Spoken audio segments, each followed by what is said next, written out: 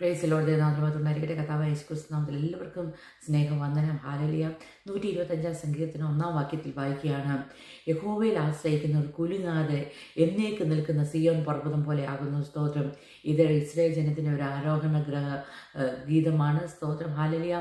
Israel ജനം hallelujah അവർ യെരുശലേമിലേക്ക് കടന്നു പോകുമ്പോൾ അവർ ദൈവത്തിൻ്റെ ഹല്ലേലൂയ സ്തോത്ര പരിപാലനവും സൂക്ഷിപ്പും ഓർത്ത് പരസ്പരം ഹല്ലേലൂയ അങ്ങോട്ടും ഇങ്ങോട്ടും പറഞ്ഞ് ഹല്ലേലൂയ ഒരു ബലപ്പെടുത്തി ഹല്ലേലൂയ അവർ കയറി പോകുമ്പോൾ ഹല്ലേലൂയ ഈ സിയോൻ പർവ്വതം കാണും. സിയോൻ പർവ്വതം ഹല്ലേലൂയ ചുറ്റപ്പെട്ടിരുന്ന ഹല്ലേലൂയ ഒരു പർവ്വതമാണ്.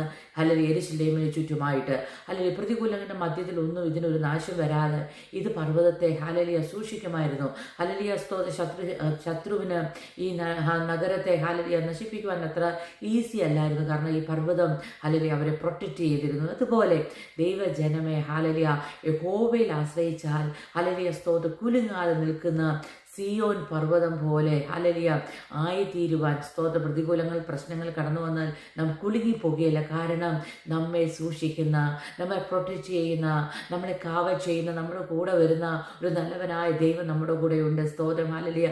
ജീവിതത്തിൻ്റെ പ്രതികൂലങ്ങളിൽ വാടിത്തളർന്ന് ഹല്ലേലൂയ ഇരിക്കുന്ന ആരെങ്കിലും ഉണ്ടെങ്കിൽ നിങ്ങളൊരു കാര്യം ഓർക്കണം.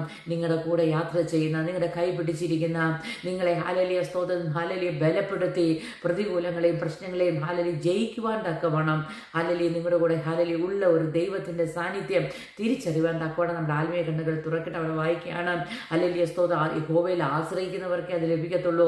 ആശ്രയമില്ലെങ്കിൽ ഹല്ലേലൂയ നാം വാടിത്തളർന്നു പോകും. പ്രശ്നം വരുമ്പോൾ നമ്മൾ ഹല്ലേലൂയ സ്തോത്രം ക്ഷീണിച്ചു പോകും. നമ്മുടെ മുഖം വാടും. മറ്റുള്ളവരുടെ മുമ്പിൽ നമ്മൾ ഓടിച്ചെന്ന് നമ്മുടെ പ്രശ്നങ്ങളെ പറയുന്നവരായി തീരും.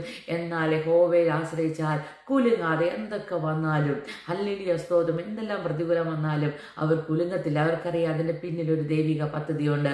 അവർ എന്നേക്കും നിലനിൽക്കും. ഹല്ലേലൂയ. അവർ ഹല്ലേലൂയ സ്തോത്രം ഒരു സിയോൻ പർവ്വതം പോലെ ആയിരിക്കും. ഹല്ലേലൂയ സ്തോത്രം ഈ ദിവസങ്ങളിൽ ദൈവത്തിൻ്റെ പരിപാലനം മനസ്സിലാക്കി, ദൈവകൃപ മനസ്സിലാക്കി, ഹല്ലേലൂയ സ്തോത്രം ദൈവത്തിൽ പൂർണ്ണമായി ആശ്രയിച്ച് ഏത് പ്രതികൂല മധ്യത്തിലും ഹല്ലേലൂയ തളർന്നു പോകാതെ, ക്ഷീണിച്ചു പോകാതെ, നിരാശപ്പെട്ടു പോകാതെ ദൈവവചനത്തിൽ ആശ്രയിച്ച്, ദൈവകൃപയിൽ ആശ്രയിച്ച് മുന്നേറുവാൻ ദൈവം നമ്മളെല്ലാവരെയും സഹായിക്കുമാറാകട്ടെ. ആമേൻ.